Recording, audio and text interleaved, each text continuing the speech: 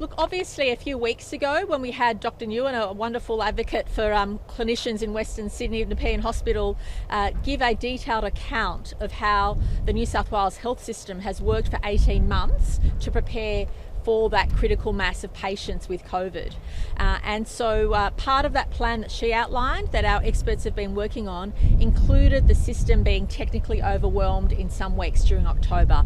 That means when I say images of things we've not seen before, it means many additional spaces within hospitals dedicated to COVID patients in intensive care, patients perhaps having to be taken to a hospital that might be quite a distance away from where they live, and the like. So they are the type of images, the type of healthcare that we need to brace ourselves for. We are in a pandemic. The worst pressures on our hospital system are expected to be in October, and obviously we're keeping a keen eye on that.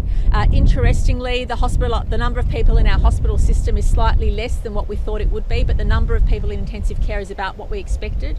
So we need to be aware of that, and we need to know that come October, there will be weeks when our system will be technically overwhelmed, but the plans are in place. I want to give people the assurance that the plans are in place. They've been worked on for 18 months. But if you hear people say that this has never been done before, or this is being done differently, or see images that don't look like what we normally see, that's because we have to react like that to the pandemic. Ordinarily, we'd have 500 staffed beds in our intensive care unit across the state.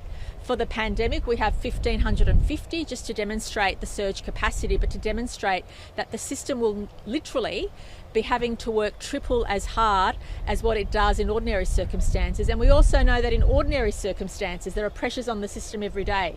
We'd hear stories about pressure on the system even without a pandemic.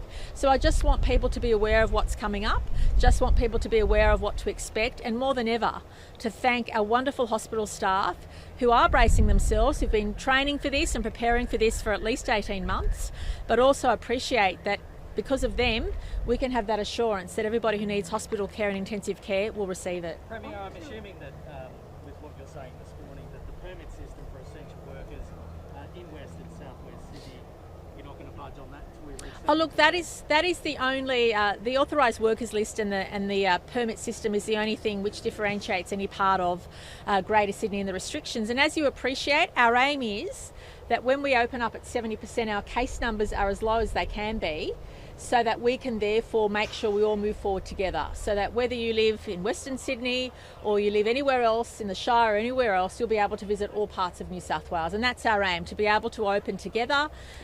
Everybody who is fully vaccinated at 70% will get freedoms. Let me make that very clear. If you have made the effort of getting yourself vaccinated, by the time we open up at 70%, you will be able to go and eat at a cafe, you'll be able to get your hair cut, you'll be able to do all those things we've all missed. But the one issue we have is to make sure that we also provide equal mobility to everybody, and that's why our strategy, which is so far so good, but again, too early to call, is to make sure we get the case numbers as low as possible so that when we open up, everybody can move around as freely as possible, including across the regions. Premier,